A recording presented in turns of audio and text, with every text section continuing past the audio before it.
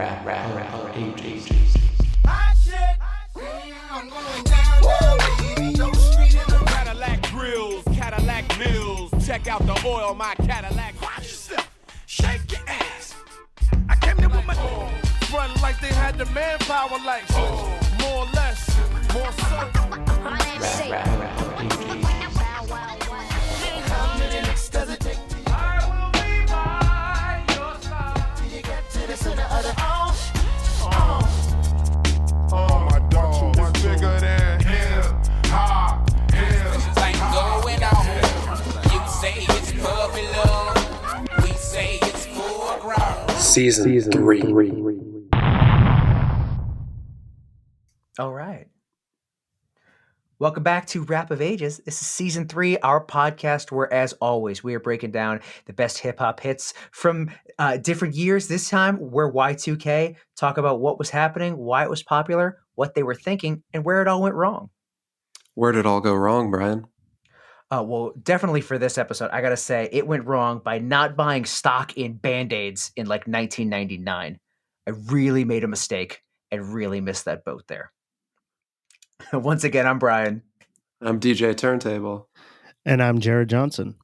And if you don't know that late 90s and early 2000s hip-hop isn't safe for work, small children, or your virgin ears, well, we don't know how to help you. You're completely on your own. And as always, check us out on social media and wherever you get your podcasts. We're up on iTunes, Google, SoundCloud, Mixcloud, Stitcher, TuneIn, and Spotify. Hit us up on that social thing at ROA Podcast on Insta and Twitter, Rap of Ages Podcast on Facebook, Rap of Ages Podcast at Gmail, and of course, don't forget to hit up the reading list on Nook. Hit us up on Nook. For the hip hop heads, we're still pumping out the Evolutions mixtapes on all the podcast feeds. For more and links to every possible way to listen, don't forget to check out the webpage, www.rapofages.com, or just shout, play Rap of Ages podcast at your device. If you like the show, subscribe, rate us, write us a review. It really helps us out. And if you don't like the show, don't call me anymore. Don't call me. You can page Jared. He's up all night long. He's always on call, and he carries his beeper everywhere. Seriously. That's true. And as always, thanks for listening. So who are we talking about this week? We're going down, down, baby. Down to your street in a Range Rover. Ooh. Street sweeper? No street sweepers. Did he just say bonk bonk? He did, and I was so much less excited when I found out what a street sweeper was this week. And I was like, oh, this is way less fun than I imagined the song would be. I would say that there was a bunch of things in Nelly and in this song that made me want to. Googling wasn't really a thing, but made me look up like, what is that? Like, he used different language that I didn't really hear from like the other tracks that we listened to. It was as if it was a different sort of grammar, a country grammar of sorts. Ooh. Hot shit. Mm. I loved this song, and I loved doing the research for this song, and it was a lot of fun. It's going to be a lot of fun to get into. So who was Nelly? Yeah, I think that's a great place to start. So Nelly, born Cornell, that's where he gets Nelly from, Cornell Iril Haynes Jr., so he from St. Louis, born in Austin, Texas, but Nelly was part of a rap group, started singing in 1993 with the St. Lunatics, and was definitely from the Midwest. And as he explained in a couple different interviews that we listened to, so the East Coast invented rap, West Coast kind of put some funk on it, South had that bounce. They were always trying to find that Midwest sound, like what's the Midwest going to bring? That Midwest swing. Midwest swing. So Nelly and his crew, and they tried to get the St. Lunatics. This is the one thing I also thought was fascinating, was they played a lot of St. Louis and they played a lot of rap on the radio, local rap, and it was getting really, really popular, but nobody was really breaking out of St. Louis because it wasn't what people were familiar with. And so they had the St. Lunatics crew. There were 5 of them. And then they said they had the number 1 hit song on the radio for the year in St. Louis. I can't remember, was it 1997? I think you said 97, 98. And then they had the number 1 song, but they still weren't blowing up. And they said, if we can't blow up and we have the number one song in St. Louis, we're doing something wrong. So maybe that rather than try to push 5 guys through the door, we try to push 1 guy. So they all then decided to swirl, and they said Nelly could be that guy. So And that's that's what. kind of backwards, right? I mean, a lot of groups start as a group and then the lead man gets popular, he goes off to a solo career.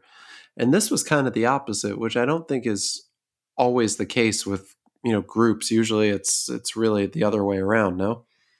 Yeah, it was really, really interesting to see like what it means to like, as they say, push 5 guys through the door and try to push a crew rather than just say, okay, hey, just give this one guy this one You single. can't get 5 guys to do anything. You ever try to get 4 of your friends to show up somewhere? How It's impossible. fucking difficult that is. Much Absolutely. less get them an album, a recording album. Forget about it. No, don't even know where to start with that.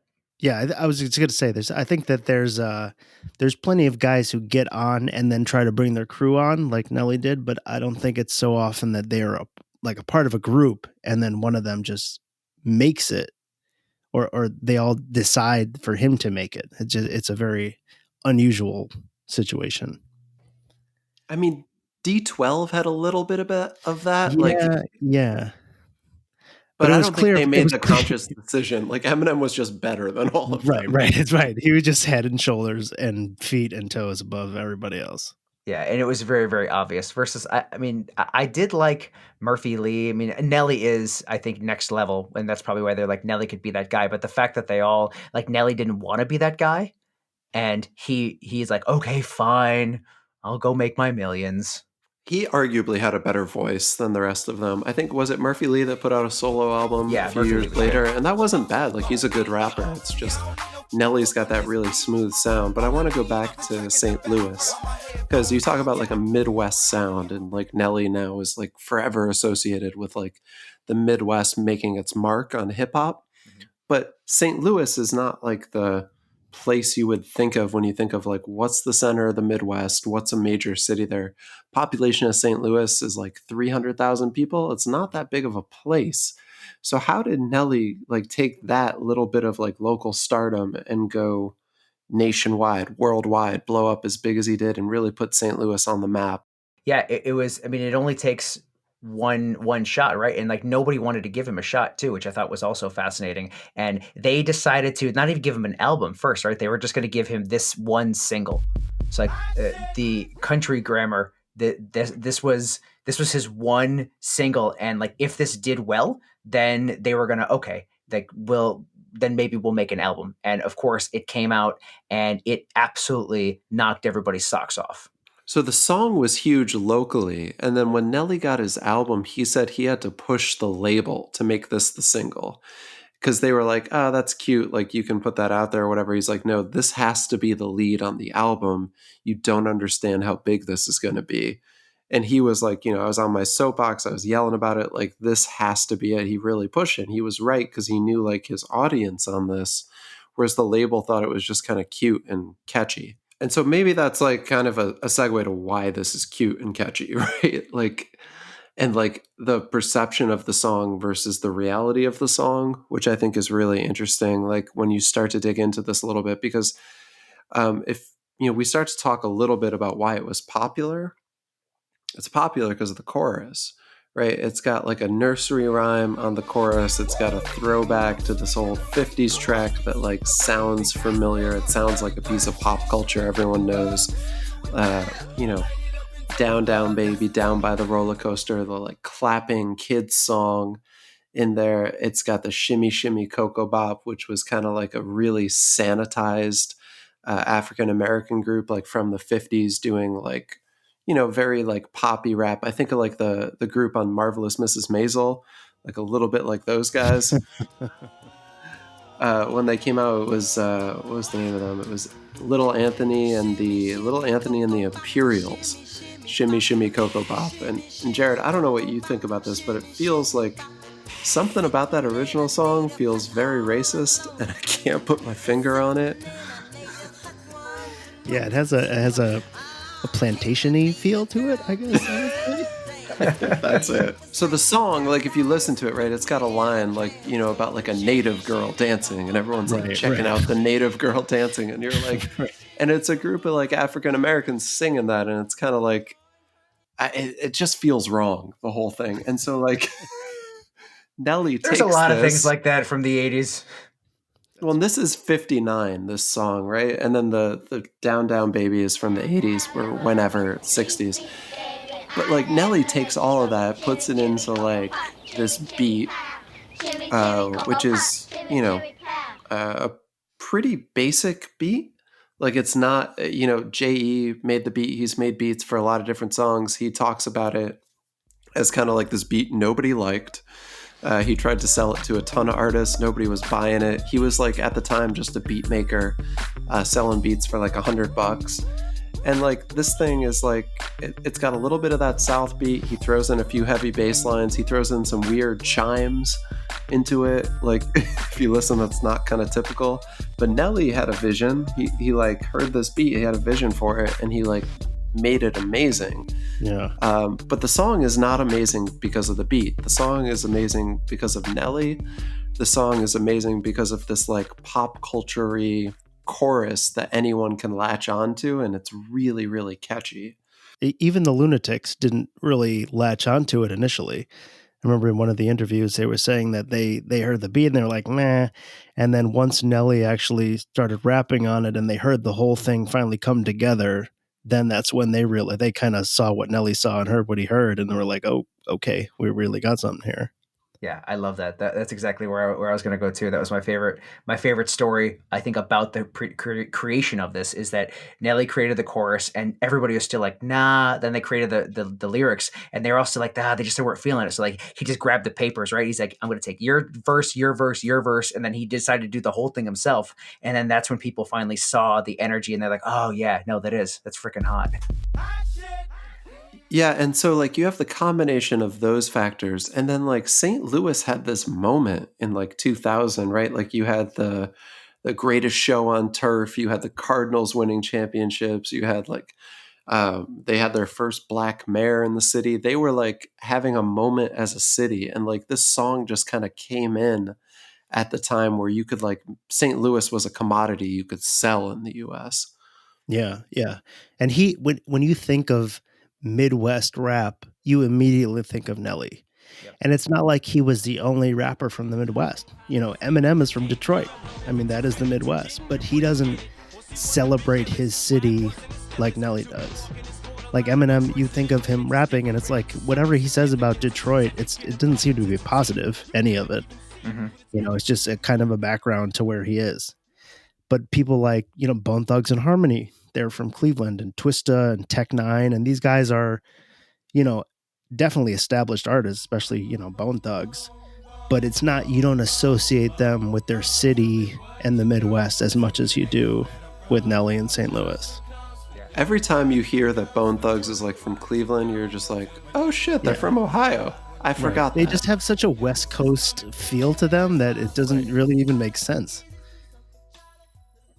Yeah, and this gets into like defining that sound a little bit. It's got a little bit of South. It's got like a very smooth vocal delivery, a little bit of the Motown feel. Um, you know, all of that kind of blended together, but it really came together with Nelly. One of the other things I want to point out, the beat on this song, you know, you've got like the nursery rhyme thing. The original beat actually had a kid on it doing the down, down baby thing, which we'll play a little bit here.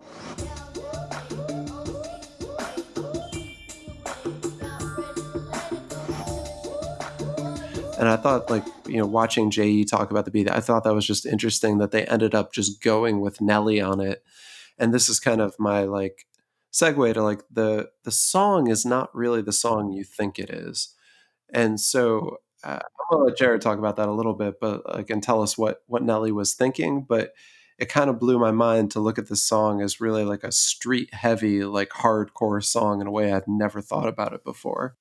Yeah, I agree. You know, it's the whole way. It's his delivery and the sing-songy nature, especially of the chorus, that is just you can sing along. Anybody can sing along with it. You know, We all did. it's just such a catchy song, and sound to it. But then you get to the lyrics, and it's like, We're going down, down, baby, your street. I mean, if you deliver it in any other way than Nelly does, it's like, oh Jesus, there's some fucking serious going on. We're going down your street in a Range Rover, street sweeper, cocked ready to let it go, and it's a drive-by. He's describing a drive-by. Like if Wu-Tang had delivered this track. Yeah. Oh Yeah. God. Yeah, and it's shimmy, shimmy, cocoa, what? Listen to it pound, light it up and take a puff, pass it to me now. So we're getting high on this drive-by. That is essentially the chorus, but it's in such a happy and upbeat and sing-songy manner that it's just everybody from kids to adults are just singing along with this track. I want to ask Brian to deliver the chorus in DMX's voice, just so we could compare the difference. That he could do it. Going down, down, baby, go street in the Range Rover. Street sweeper, baby, got ready to let it go. Shimmy, shimmy, Cocoa Pup. Listen to it, pal. Out, out. I don't care if that makes the final cut of this episode. That was just for me. It's fine. It's fine. I did. It is really interesting. Like you talk about like not knowing. So not like St. Louis. I guess that Nelly's from a part of St. Louis, the University City area, which I guess has some of that gang related violence. And he talks in when they were shooting the music video, they were really worried about that the surrounding area, the streets that they were shooting the music video, everybody came out for it, but it's basically like central location of like 5 surrounding gang territories. To where they wanted to shoot it. And they're like, and the fact that we had no violence, no nothing, everybody just came out and wanted to be a part of it. They're like celebrated the fact that nobody was killed at the making of this music video. Yeah, and they shot it it's like a couple of blocks from his house, which is also just crazy. Yeah. Watching the video, that feels exactly correct. Yeah, it does. It's just like a block party. It was like, hey, we're shooting this thing, everybody come out and have fun. And then this is what showed up. Nelly didn't even have to go into wardrobe. It was just how he rolled out of bed that day. Like in a Cardinals jersey and a fitted. Yeah, it's such a fun video. And there's a great shot of this guy who's just sitting in front of 2 giant plates of fried chicken. And he just looks like the happiest guy in the world. It's just a fantastic shot. Not to mention, there's a couple guys where there's just like random reptiles in the video too. What is like one guy has an iguana and another one has a snake, and they're just looking at the camera like so hard, and it's just really weird to me. I feel like those guys wandered onto set. I've come full circle with that, right? Because they talk about it's being a full block party. Is this, and everybody came out from the area, so you wonder if they're like famous, like, oh, that's Seth and his freaking turtle. Iguana Seth. Yeah. So like, was it somebody famous? And I'm like, should I know who this guy is? Or was it just a little Easter egg for St. Louis where they'd go, oh, look, that's Seth and his iguana. Right. That'd be just a local legend. Yeah. That dude's always walking around the block with that stupid thing. I mean, in a lot of ways, that sort of describes the first verse of the song, too. But I do want to ask about a few lines in the first verse.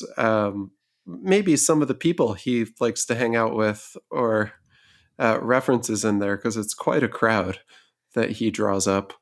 That is true. I mean, yeah, the first verse, it's basically, like a lot of songs in this era, it's the lyrics are not particularly deep. He's not getting into any controversial ideas or deep sentiment. It's just about I feel like this is his day-to-day life in St. Louis, and it's just him. The first verse, he's just riding around in St. Louis, partying in clubs. It's basically the first verse. And the first 3 lines are basically about drinking and smoking. You can find him in St. Louis, rolling on dubs, smoking on dubs in clubs, blowing up like Cocoa Puffs. But I really like that when he's in the club, the line, getting dubbed, daps and hugs, mean mugs and shoulder shrugs. I really like that line because I feel like he's getting the whole spectrum of reactions to him. He's got the guys who love him, the daps and the hugs. He's got the mean mugs, the haters.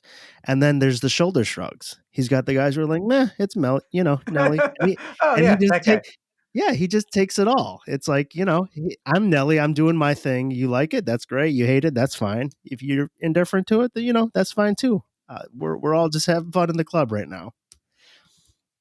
I like that we also get a check-in on what's popular in automobiles at the time. Last season we talked about the Escalades, the Ford, not the Escalades, the Ford Explorer, the Eddie Bauer edition.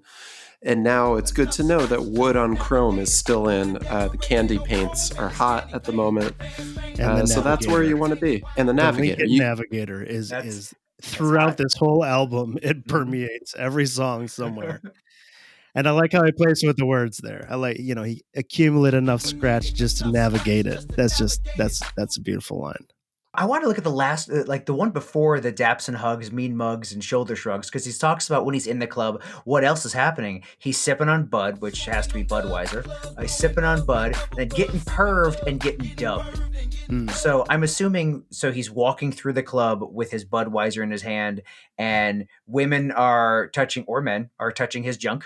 And then women or men are then also, if they're not touching his junk while he's walking by, they're just handing him joints of marijuana. I think getting perved is getting high and drunk. Oh. And I always thought he said getting rubbed. I thought he was like, some girl was giving him a little action, a little under the table action in the club. Agreed. But he hangs with Hannibal Lecter, and I don't know what that means. I don't know. I mean, I think that in the video, there's a guy with a mask on, right? Yes.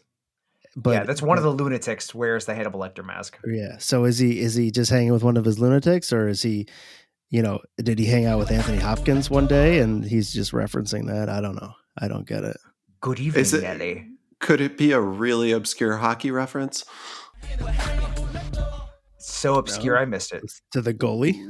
Yeah, to the goalie. He's hanging out with a hockey goalie. Who knows? I don't know. We'll have to ask him. But he definitely reps the Lou, and he sings it loud. Run a mile for the cause. I'm righteous above the law. My style is raw. I'm born to Mac like Todd Shaw. Giving reference to Too Short, the Born to Mac album. Is he from St. Louis or no? I don't think so, no. South Central LA is where he was born, Mr. Todd Shaw.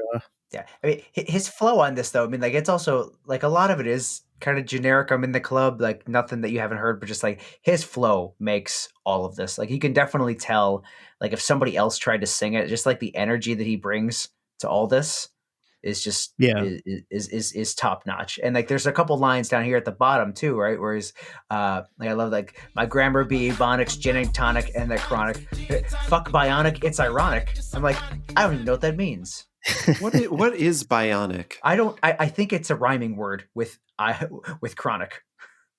Is it a type of chronic I don't that think he doesn't like? Urban Dictionary says one of the entries for bionic is weed laced with cocaine. So maybe he's just not into that. I don't know. Ironic? I think it's more of just a rhyming word. I would agree with that. But I love the run more games than the Bulls and Sonics. That's a great line. Were the Bulls good in the 2000s? No, but I think it was a throwback. I think it's a throwback to speaking of the Last Dance going on right now, the '96 finals. That was the year that Jordan, his first finals that he won after he came back. It's interesting reference. So what happens in verse 2? So this is where still lyrically is not deep, but I think it's his rhyme scheme and his kind of melodic delivery that make this song so great. And there's plenty of the whole the first half of the second verse is him basically ending the every line with Ninja. And there's so many rappers that do that. They try to end every line with the same thing. A lot of some of the songs we're going to do later this season, the rappers do the same thing, but none of them come as close to this great delivery that Nelly does. I think this is all about how he pronounces the vowel ow. Like the OW sound, the way he gets that like twang to it and that melody to it. makes that delivery, because like you don't even almost hear like the N word throughout it. You hear that like Yeah. crowd Okay, corral. down, clown around. I can't do it. Yeah. Okay, corral, crowd, how, now. It's just he just sprinkles it in everywhere, and it just works so well. And I know we said it earlier too, but it's just like, just even as we're talking about this, I'm just thinking back to it. And obviously, all you hear is Nelly's voice in your head, right? And you think of like what also makes verse 2 so good is just like he hits it so hard. Like, who says pretty boys can't be like he comes Yeah, off the yeah, he melodic just comes chorus, right and in, right in. yeah, and it's how do you listen like. How do you listen to this as a? I know it's not East, or maybe it's because it's not East or West that you don't know where to put it. But like, you just listen to this, you're like, it's gold. It's absolute. I mean, this guy is a phenomenal rapper. This was like one of only like 8 hip hop albums to go diamond. And that happened a couple years ago, and Diamond is selling 10 million copies, and like very, very few albums. Like only like it was the 8th ever in hip hop albums to do that. And a number of those albums were double albums, which counts twice basically. Biggie's album, his double album, Tupac's double album, and Outkast. They all Oh, count interesting. twice. Yeah. So it's even a shorter list for just a regular single album. Interesting. I didn't know that. Exactly. And I like how in the middle of the second verse, he kind of throws it to the ladies for a short while. Can you hoes come out to play now? Hey, I'm ready to cut you up any day now. Play by my rules, boo, and you gonna stay high. And then this is a great line. May I answer your third question like AI? There's so many levels to it that AI, obviously, Allen Iverson, and the answer is his, that was his nickname, and number 3 is his jersey. But the real stumper to me is, what are the first 2 questions? What is the first and second question? What Don't is ask it? me I those. Don't know. Ask me a third question. I just it's a riddle that he just puts in on top of everything else. What do you like to drink? What do you like to smoke? Can we cut? Or maybe it's a la Biggie, what's your name? What's your sign? Ah. Could The be 2 that. corny questions. Could also be who said pretty boys can't be wild, and can you hoes come out to play now? Question 1 and question 2. There true. you go. That's true. Just look in this verse and you'll find the answer. Find those questions. And then he goes around and shouts out the whole country. He just goes everywhere from St. Louis to Memphis, Texas, back up to Indiana, Chi-Town, KC, Motown, Alabama, LA, New York Yankees to Hotlanta, Louisiana. And then it's very prophetic, that you mentioned the Diamond albums, because Smoking Blunts in Savannah, Blow Thither, Mill Like 'em Hammer, MC Hammer, amazingly, one of the other Diamond hip hop albums.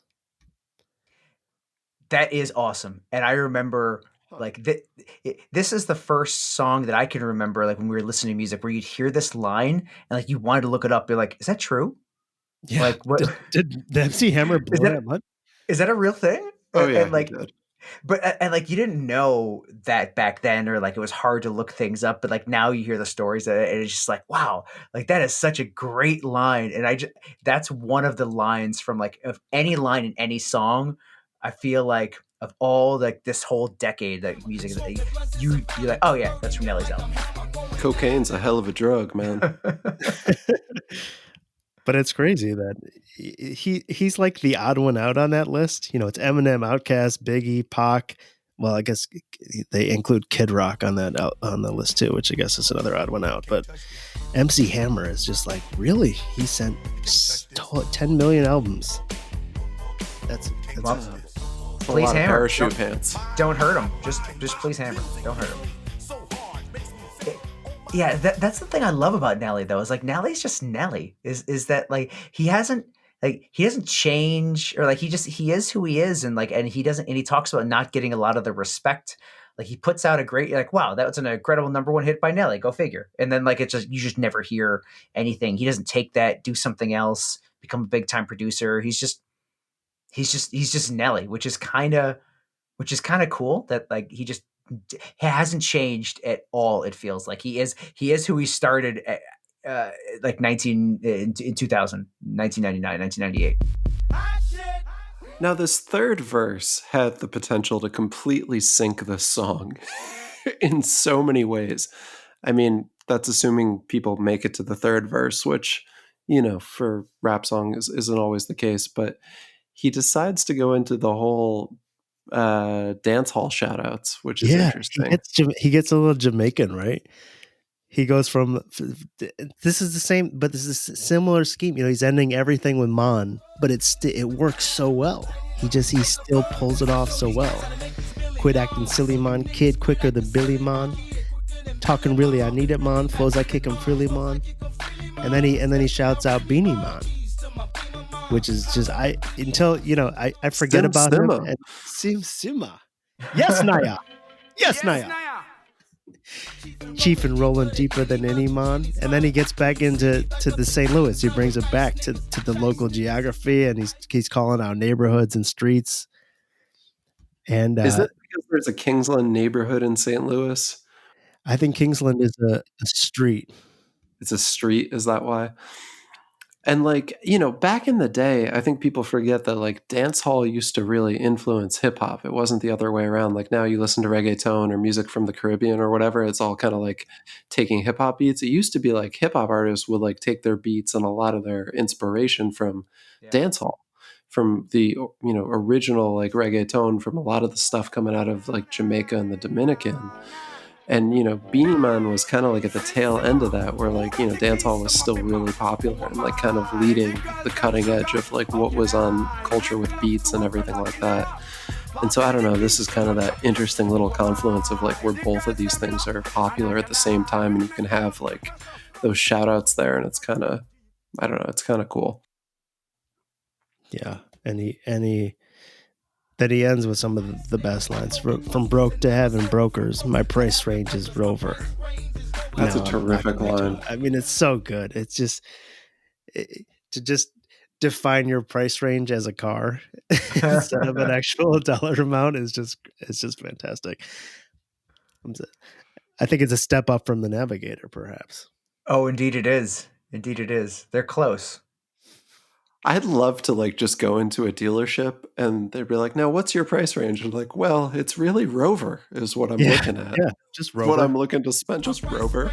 Yeah, and you don't not even at a Land Rover or a store. You just go to your local Hyundai. Right. I'm thinking my next salary negotiations at work. Yeah. I'd be like, and how much were you looking to make? I was looking to make the Range Rover. Thank you. That's my price range. And then he's knocking like Jehovah to let me in. And then he's asking Bill Gates and Donald Trump to let me in. Surprisingly, Donald Trump was flattered by a mention of him in a song, which is just so off-brand for him. It's amazing. Donald Trump was mentioned in so many late 90s and early 2000s hip-hop songs. And like everything too. Or like Home Alone is like, I don't think I quite remembered how much, because like I remember obviously from the Celebrity Apprentice and stuff, from the Apprentice stuff. I don't think I realized just how much he permeated pop culture in the late 90s. Yeah. And EI on this album, like he's talking about getting a room in Trump Tower just for 3 hours so he could, boom, boom, baby, take a girl up there. Right. But yeah, he gets a lot of shout outs in this album. That's basically the song. This is still a great song. I think it does not really go wrong for me in a lot of places, but let me ask you guys, where does this go wrong, if anywhere, for you? I think this song does not go wrong anywhere. I don't know if this album even really goes wrong. I think it's more Nelly after this album that where it starts to go wrong. And he definitely gets more into the singing and the R&B and like you said before, Brian, I mean, this is what he's going to make money. He's going to do whatever he wants to do and whatever he needs to do to make money. And he's like, if anybody doesn't like it, fuck it. But I don't particularly like it. So one of the things Nelly says about himself, which I thought was actually really interesting, and I never really thought about it until he said it, was that like he wasn't like an Eminem or a 50 or even a Kanye. He had no patron, like right. He didn't have a Dre, a Jay-Z, Yeah. or somebody to kind of like help him out. He like had this hit. He puts out like a few more great singles. He puts out an amazing first album, and then it's just him and his boys, the Lunatics. And he's not on any big label with like other artists helping him out, so he's just kind of navigating the whole like music realm on his own. And so like he's like, yeah, whatever, this sells, I'm gonna make money, I'm gonna do whatever it takes to succeed.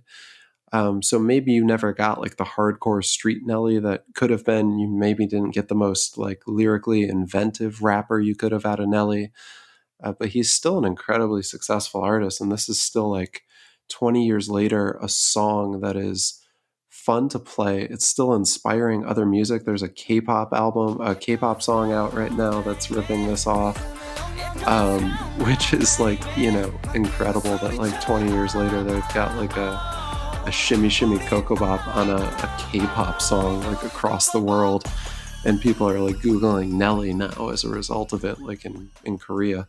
So like it's pretty powerful. Band-Aids maybe is where this went wrong for me. Like he admitted like that he kept that Band-Aid on for far too many years, but it's hard to pick apart. The clean version maybe goes wrong a little bit too, because it really does like take any street that was left in the song out of it. And Nelly like hated the clean version of the song, but I actually think the clean version is still pretty good. Even the boom boom baby is like, they had that little extra like bass pound in there, and that's it's still like playable, it's tolerable. I don't think it's terrible. So not a lot of bad things to say about this one.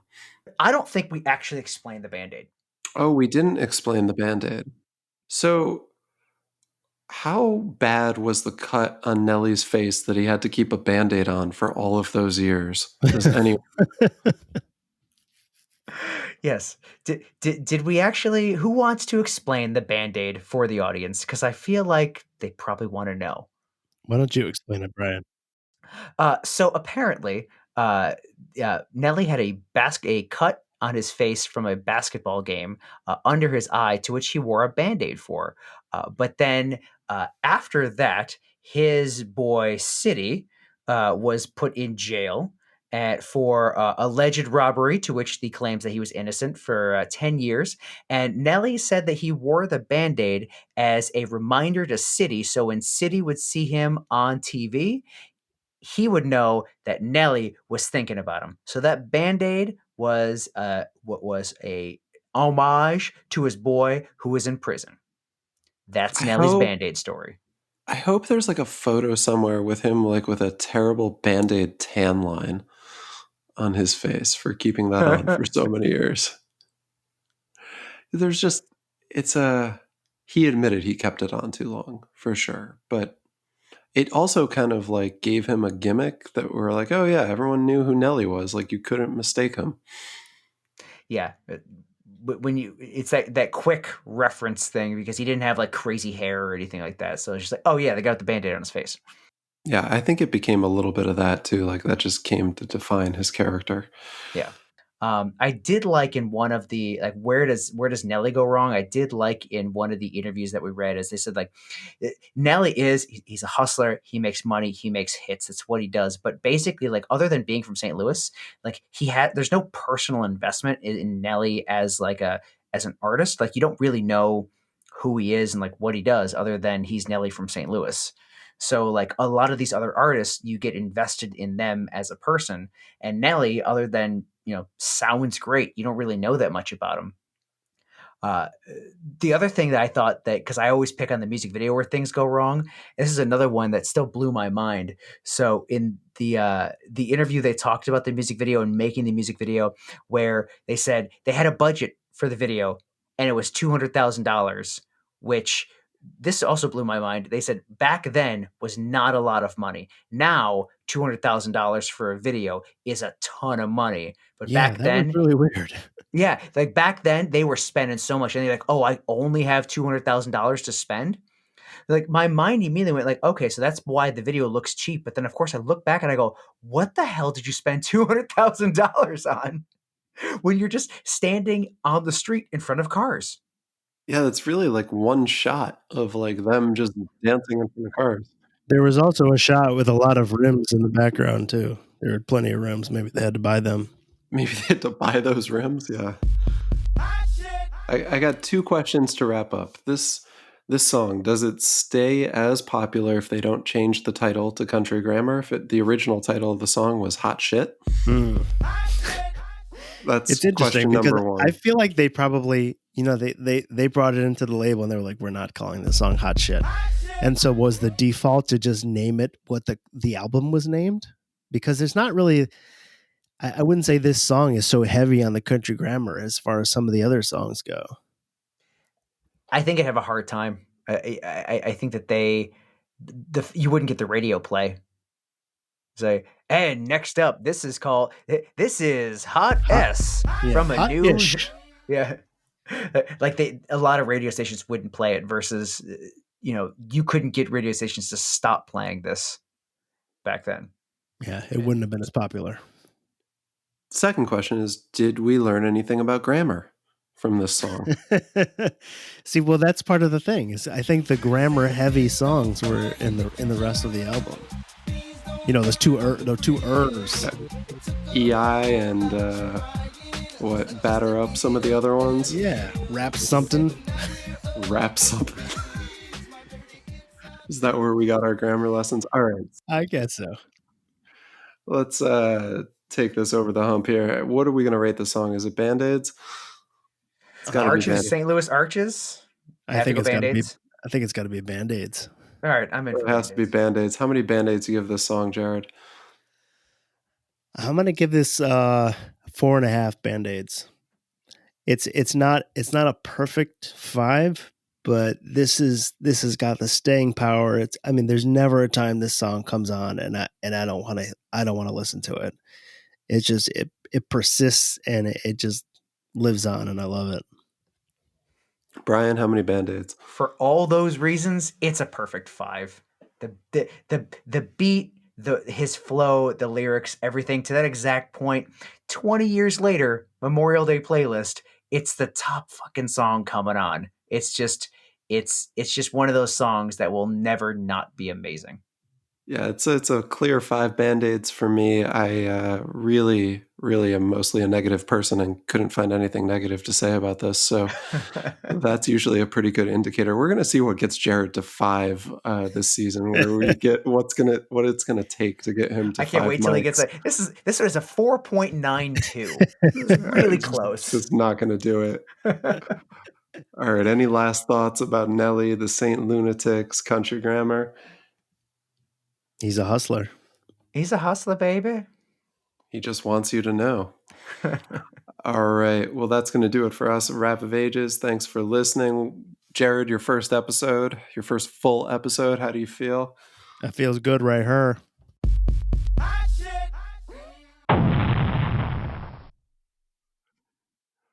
Next week on Rap of Ages, Cadillac grills, Cadillac mills. Check out the oil my Cadillac spills. you should probably go to Jiffy Lube. Get that checked out. Your Cadillac should not be spilling that much oil. But it won't be able to fit in the Jiffy Lube track lanes. Do you know why? Because 20 inches wide, 20 inches high. Oh, don't you like my 20-inch ride? Don't worry. They have great Southern hospitality at Jiffy Lube. Hashtag not a sponsor. And Jared, look, it's a Neptune's beat. Oh, my goodness. Well, imagine that in the year 2000. Imagine all that comb sounds they make.